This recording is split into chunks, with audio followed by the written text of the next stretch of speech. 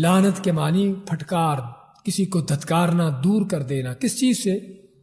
اللہ کی رحمت سے. کہنے کو تو لفظ سے معمولی سا ہلکا پھلکا ہی لگتا ہے، لیکن اس کا معنی بڑا گہرا ہے. اللہ کی رحمت سے دور ہو جانے کا معنی کیا ہے؟ کہ اس بندے سے اللہ کی شفقت، مہربانی، اللہ کی رحمتیں، اللہ کی بخشش، مغفرت، اللہ کی مدد، نصرت، اللہ کی حمایت، ہر چیز اس سے اٹھ جائے. بندہ اللہ کے دربار سے دھتکار دیا جائے. اس سے بڑا دنیا کے اندر کوئی بدبخت نہیں ہے کہ جس کے اوپر اللہ کی لعنت پڑ جائے. لعن اللہ، اللہ کی لعنت، کسی بندے کی نہیں ہے. یہ بہت خطرناک لفظ ہے، اور اس لیے ہمیں اس لفظ کو استعمال بھی بڑے محتاط انداز سے کرنا ہے. لعنت کا لفظ ہمارے ہاں عام ہے.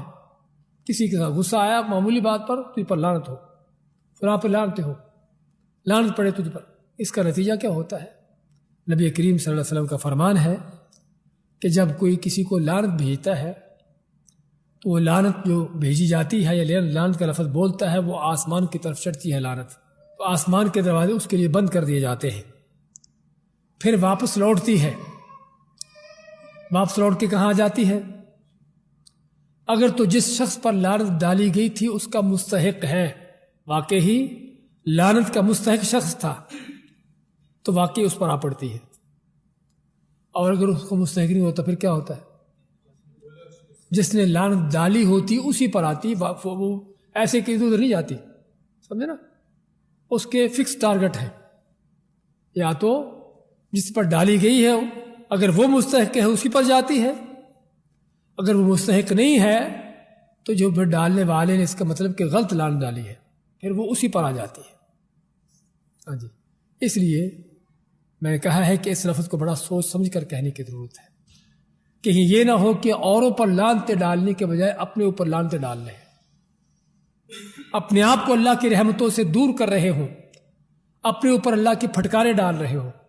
ایک چیز. دوسری چیز، اس کا مطلب ہے کہ ہمیں کسی پر لعنت نہیں کرنا چاہیے. جو اللہ تعالیٰ نے قرآن کریم میں لعنتیں ڈالی ہیں مختلف لوگوں پر، احادیث میں رسول کریم صلی اللہ علیہ وسلم نے ڈالی ہیں. لعن اللہ آکل الربا موکلہ و کاتبہ و شاہدہ، لعن اللہ الراشی والمرتشی. سمجھے نا؟ اس طرح کے کہ رشوت دینے والے پر لعنت ہو، سود کھانے کھلانے والے پر لعنت ہو. تو لعنتیں تو ڈالی گئی ہیں، پھر ہم کیا کریں؟ اس میں دیکھیے، ایک لعنت ہے کسی خاص شخص پر کو کرنا، کسی کا نام لے کر کہ فلاں نام کا آدمی اس پر لعنت ہو، یا تجھ پر لعنت ہو کسی کو خاص کرتے ہوئے. تو یہاں پر بہت محتاط ہونے کی ضرورت ہے. سمجھے نا؟ یہاں پر وہ معاملہ جو ہم نے پہلے ذکر کیا ہے کہ وہ لعنت آسمان کی طرف چڑھتی ہے، اگر تو اس کے لیے آسمان کے دروازے بند ہوتے ہیں، پھر واپس اس کو لوٹایا جاتا ہے. جس پر ڈالی گئی لعنت مستحق ہوتا ہے تو ٹھیک ہے اس پر پڑ جاتی ہے، ورنہ ڈالنے والے ہی کے اوپر آ جاتی ہے. اس کو کہتے ہیں لعن المعین، کہ کسی کو خاص متعین کر کے لعنت ڈالنا.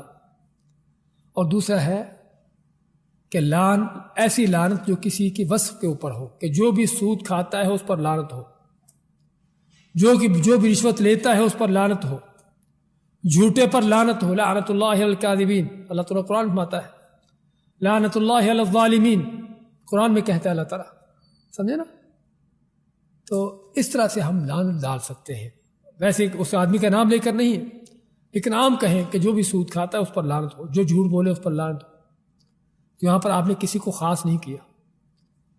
اس کو کہتے ہیں ایک وصف کے ساتھ، ایک صفت کے ساتھ لعنت، کہ ایک صفت پائی جاتی کسی لوگوں کے اندر، اس کے ساتھ کہ جو بھی یہ کام کرے اس پر لعنت ہو.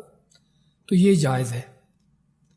جائز اسی وقت ہے کہ جب اللہ نے، اللہ کے نبی صلی اللہ علیہ وسلم نے ایسے لوگوں پر لعنت ڈالی تو ہم بھی ڈال سکتے ہیں. اور صحابہ اکرام ایسا کرتے تھے.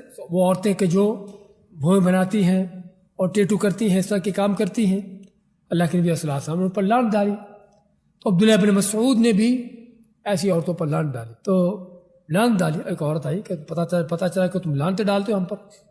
کہنے لگے کیوں نہ ڈالوں؟ انہوں نے فرمایا کہ اللہ کے نبی صلی اللہ علیہ وسلم نے فرمایا ہے کہ جو ایسے کام کرتی ہے عورت اس پر لعنت ہو.